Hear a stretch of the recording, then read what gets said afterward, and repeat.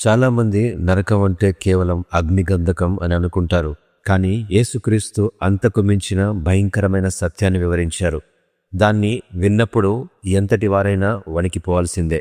నిజానికి యేసుక్రీస్తు పరలోకం కంటే నరకం గురించి ఎక్కువగా మాట్లాడినట్టు సువార్తల్లో గమనించగలం. నరకం శాశ్వతంగా వినాశకరమైనదని, దాని గురించి ప్రజలను హెచ్చరించకుండా ఉండలేకపోయాడు. ప్రతిరోజు ప్రపంచవ్యాప్తంగా దాదాపు 1,50,000 మంది మరణిస్తున్నారు.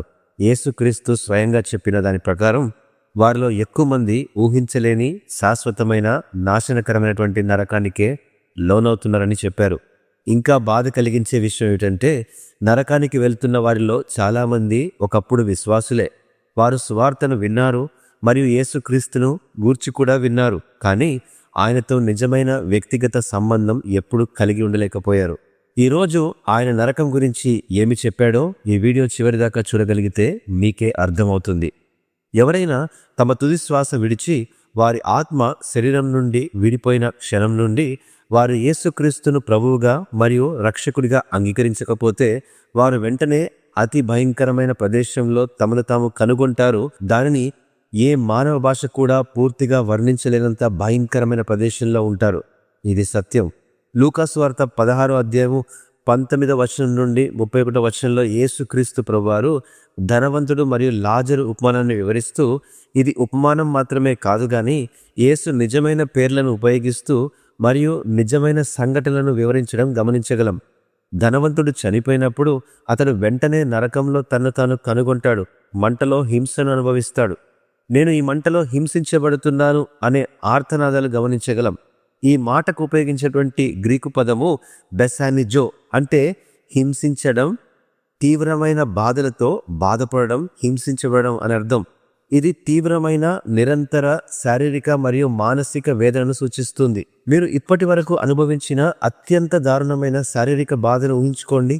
ఆ బాధను కొన్ని వేల రెట్లు గుణిస్తే ఉపశమనం లేకుండా, నిద్ర లేకుండా, తప్పించుకునే మార్గం లేకుండా ఉండే అంతటి బాధ. ఇది యేసుక్రీస్తు వర్ణించిన నరకం యొక్క ప్రారంభం మాత్రమే. అదే ఉపమానంలో ఆ ధనవంతుడు అబ్రాహాముతో లాజరును పంపమని వేడుకుంటూ అతని నాలుకను చల్లబరచడానికి అతని వేలు నీటిలో ముంచి కేవలం ఒక చుక్క నీరు మాత్రమే పంపమని ప్రాధేయపడితే అబ్రహాము చెప్పిన సంగతి ఏంటంటే, నీకు మాకు మధ్య ఎవరూ దాటలేని గొప్ప అగాధం ఉందని చెప్పాడు. ఇది ఒక భయంకరమైన విషయాన్ని వెల్లడి చేస్తుంది. నరకం అంటే శారీరక హింస మాత్రమే కాదు, అది శాశ్వతమైన నిరాశ. భూమిపై పరిస్థితులు ఎంత చెడుగా ఉన్నా రేపు మెరుగ్గా ఉండవచ్చు, కానీ నరకంలో రేపు అనే సంగతి ఉండదు. మత్తయి సువార్త 8వ అధ్యాయం 12వ వచనం ప్రకారము యేసు నరకాన్ని వెలుపటి చీకటి అని వర్ణించాడు. అక్కడ ఏడుపు మరియు పండ్లు కొరుకుట ఉంటుంది. ఇది మానవ అనుభవానికి మించిన చీకటి, అనుభూతి చెందగల చీకటి. మొత్తం ఒంటరితనం అదే సమయంలో మంటలో మునిగిపోతుంది. ఏడవడం అంటే మామూలు ఏడుపు కాదు, అది తీవ్ర వేదన, నష్టం మరియు విచారం యొక్క శబ్దం. పండ్లు కొరుకుట భరించలేని బాధ మరియు కోపాన్ని సూచిస్తుందండి. మార్కు సువార్త 9వ అధ్యాయం 43వ వచనం, ఆ యొక్క వచనం నుండి 48వ వచనం వరకు మనం చదివితే యేసు పదే పదే నరకం గురించి ఇలా వివరించారు. అగ్ని ఆరదు, పురుగు చావదని. పురుగు అంటే కుళ్ళిపోతున్న మాంసాన్ని మృంగివేసే పురుగులను సూచిస్తుంది. అయినప్పటికీ నరకంలో అవి ఎప్పటికీ చనిపోవు మరియు తినడం ఎప్పటికీ ఆపవు. అగ్ని ఎప్పుడు ఆరిపోదు, బాధ ఎప్పటికీ అంతం కాదు. మత్తయి సువార్త 7వ అధ్యాయము 13వ వచనం ప్రకారము యేసుక్రీస్తు ప్రభువారు మానవాళితో ఎక్కువ మంది నాశనం వైపు ప్రయాణిస్తున్నారని చెప్పాడు. చాలామంది నరకానికే వెళ్లే విశాలమైన మార్గాన్ని అనుసరిస్తున్నారు. కొంతమంది మాత్రమే జీవానికి నడిపించే ఇరుకైన మార్గాన్ని ఎంచుకుంటున్నారు. ప్రస్తుతం మీకు తెలిసినటువంటి వ్యక్తులు, కుటుంబం, స్నేహితులు, పొరుగువారు దీన్ని గ్రహించకుండానే ఆ హింస వైపు వెళుతున్నారు. దేవుణ్ణి తిరస్కరించేటువంటి వారిని ప్రకటన 14:10 ప్రకారము రాత్రింబగళ్ళు నెమ్మది లేని వారై ఉంటారని, అంటే నిద్ర లేదు, ఉపశమనం లేదు, పరధ్యానం లేదు, అంతులేని బాధ మాత్రమే ఉందని మనం గమనించగలం. అయితే గమనించండి, మత్తయి సువార్త 25వ అధ్యాయము 41వ వచనంలో చెప్పినట్టు నరకం అపవాది మరియు అతని దూతల కోసం సృష్టింపబడిందని చెప్పాడు.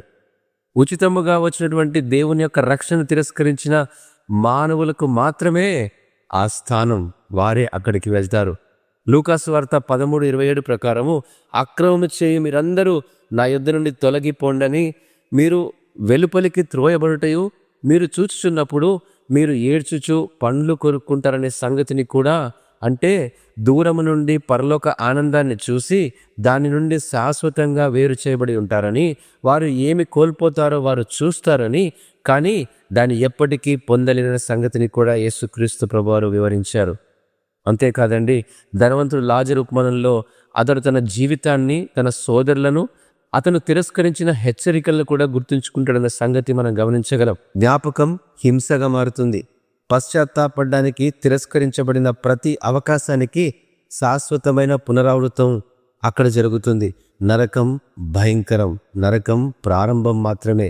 ప్రకటన 20:14 ప్రకారము అగ్నిగుండమును, అంతిమ తీర్పును నరకం కంటే చాలా ఘోరంగా వెల్లడి చేస్తుంది. ప్రియమైన బిడ్డలారా, రోమా 10:9 ప్రకారము స్పష్టంగా సమాధానం మనం గ్రహించగలం. యేసు క్రీస్తుని మనం ఎప్పుడైతే ఒప్పుకుంటామో, దేవుడు ఆయనను మృతుల నుండి లేపినని నీ హృదయమందు నమ్ముకుంటావో అప్పుడే నీకు రక్షణ కలుగుతుందనే వాక్యాన్ని మనం గమనించాలి. యోహాను సువార్త 5:24 ప్రకారము, నా మాట విని నన్ను పంపిన వాని యందు విశ్వాసం ఉంచువాడు నిత్య జీవము గలవాడు, వాడు తీర్పులోనికి రాక మరణములో నుండి జీవములోనికి దాటి ఉన్నాడని మీకు నిశ్చయముగా చెప్పుచున్నాను. యేసుక్రీస్తు ప్రభువారు స్వయంగా మన కొరకే ఒక వాగ్దానం ఇచ్చారు. ప్రతి హృదయ స్పందన ఒక బహుమతి, ప్రతి శ్వాస క్రీస్తుని ఎంచుకోవడానికి ఒక అవకాశం. నరకం నిజమైనది, నరకం శాశ్వతమైనది. యేసుక్రీస్తు ప్రభు మనల్ని ప్రేమిస్తున్నాడు కాబట్టి ఆయన మనల్ని ముందుగానే హెచ్చరించాడు. యేసుక్రీస్తును ఎంచుకోండి, ఇదే మిక్కిలి అనుకూల సమయం, నేడే రక్షణ దినము.